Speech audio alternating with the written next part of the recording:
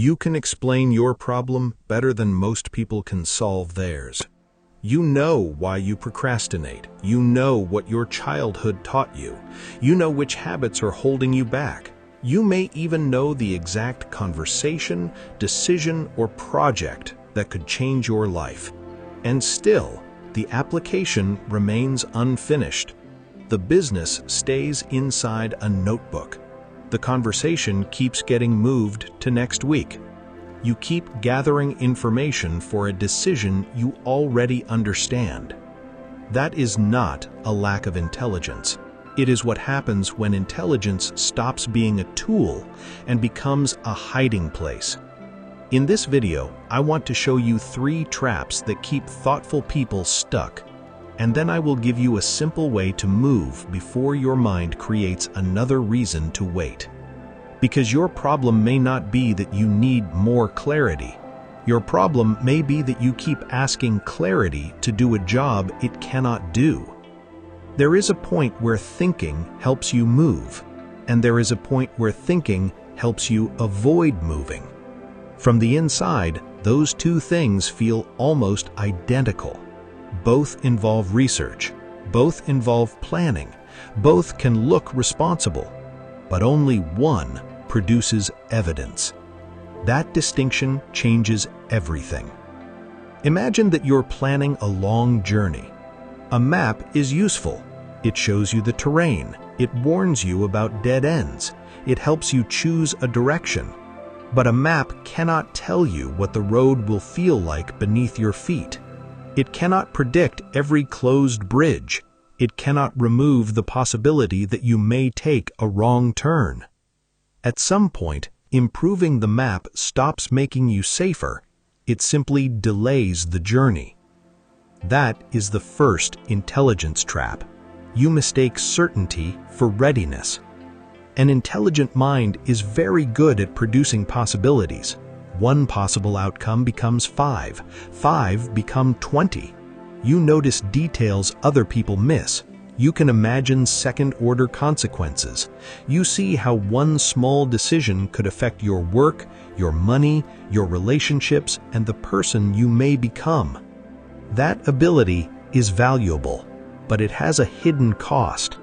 The more possibilities you can imagine, the easier it becomes to believe that one more round of thinking will finally remove the uncertainty. It will not.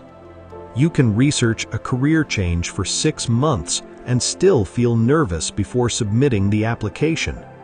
You can study business for 3 years and still feel unprepared before asking someone to pay you. You can understand communication perfectly and still feel your heart race before an honest conversation.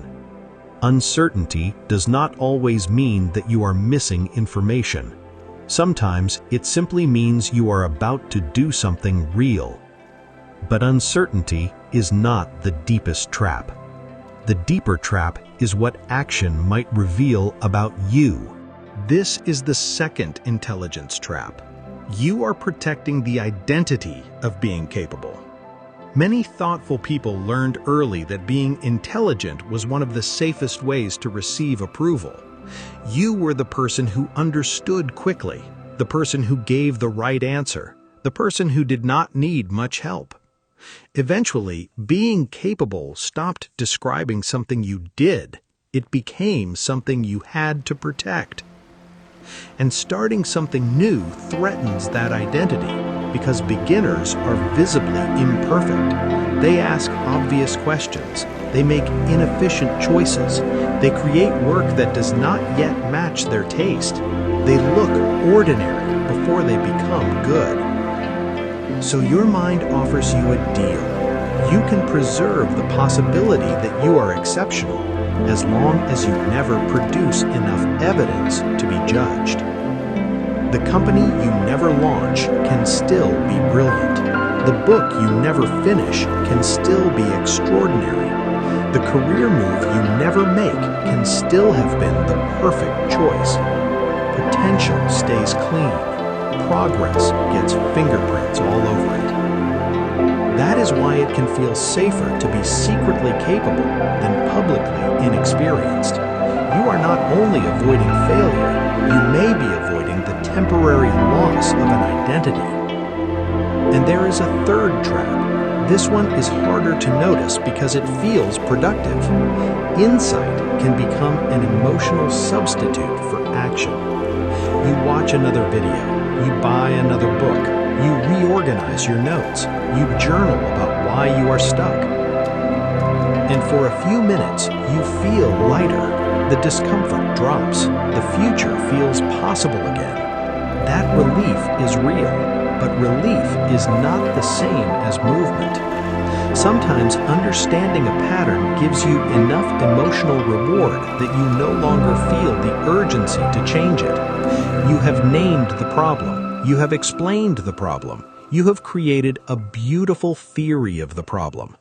But the problem is still waiting for you tomorrow morning. This is why self-awareness can become its own form of avoidance. You keep looking inward because the next step exists outside you. Consider someone we will call Maya. Maya is a composite of a pattern many people live through. She works as a data analyst. She is observant, responsible, and very good at understanding complex systems. For 18 months, she has wanted to start a small consulting service. She researched the market. She compared pricing models. She designed 3 versions of the website. She created a spreadsheet containing every possible expense. She knew more about starting that business than several people who were already running one. But she had never asked a customer to pay her. Then a former coworker launched a similar service. His website was basic. His offer was not especially original. His first few calls were awkward, but every awkward conversation gave him information Maya did not have. He learned which problem customers cared about. He learned which words confused them. He learned what they would actually pay for. Maya had more knowledge. He had more evidence. That is the difference. Action is not merely what happens after you have learned enough. Action is one of the ways you learn. So how do you get out of this? Not by becoming less thoughtful, not by acting recklessly, and not by forcing yourself to just do it every time you feel afraid. You need to give your intelligence a better assignment. Here is the first step. Separate reversible decisions from irreversible ones. Some decisions deserve careful thought: signing a major contract, taking on significant debt, making a medical decision, leaving a situation without a safety plan. But most of the decisions that keep us stuck are not permanent. Sending an application is reversible. Publishing a first video is reversible. Offering a service to 3 people is reversible. Asking for a conversation is reversible. Trying a routine for 1 week is reversible. Do not use irreversible decision standards for reversible experiments. The second step is to ask a different question. Stop asking, "What else do I need to know?" Ask, "What can I only learn by acting?" You cannot research how a particular employer will respond to your application. You have to send it. You cannot know whether people will pay for your offer by adjusting the font on your website. You have to ask them. You cannot know how the conversation will feel by rehearsing it for the 20th time. You have to begin it. Identify the smallest action that creates new evidence, not the perfect action, not the final action, the smallest evidence-producing action. The third step is the 24-hour proof. Within the next 24 hours, create 1 piece of physical evidence that you moved.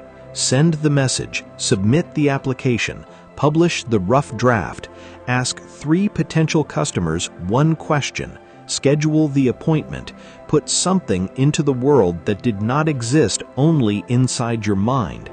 The action can be small, but it must be observable, because your brain is skilled at turning intentions into stories. Evidence is harder to negotiate with. And when your mind tells you the action is too imperfect, remember this. The first action is not supposed to prove that you are brilliant. It is supposed to produce information for the second action. You do not need to predict the entire road. You need enough light for the next few steps. For the next 7 days, try this experiment. Every day, notice one moment when you begin replacing action with analysis. Then ask 3 questions. Is this decision reversible? What can only action teach me? What proof can I create before tomorrow? Do not measure the week by perfect outcomes. Measure it by evidence. 7 emails sent. 7 conversations started. 7 imperfect pages. 7 small encounters with reality. You may discover something uncomfortable. Many of the problems you were trying to solve in your mind could only be solved by meeting the world. Your intelligence is not the enemy. It simply needs a new job. Use it to interpret feedback. Use it to improve the second attempt. Use it to recognize patterns after reality has given you something to examine. But stop demanding that it eliminate every risk before you begin. It cannot. No mind can. Your mind was never broken. It may have simply become so good at drawing maps that it forgot roads are made by walking. Before you leave, write one sentence in the comments. In the next 24 hours, I am going to. Then finish it with something observable. Not think about. Not prepare for. Something you will actually do. And after you do it, come back and tell us what reality taught you. Subscribe if you want to continue exploring the hidden patterns that keep thoughtful people from living the lives they understand so well. The next road does not require perfect certainty. It only requires your first step.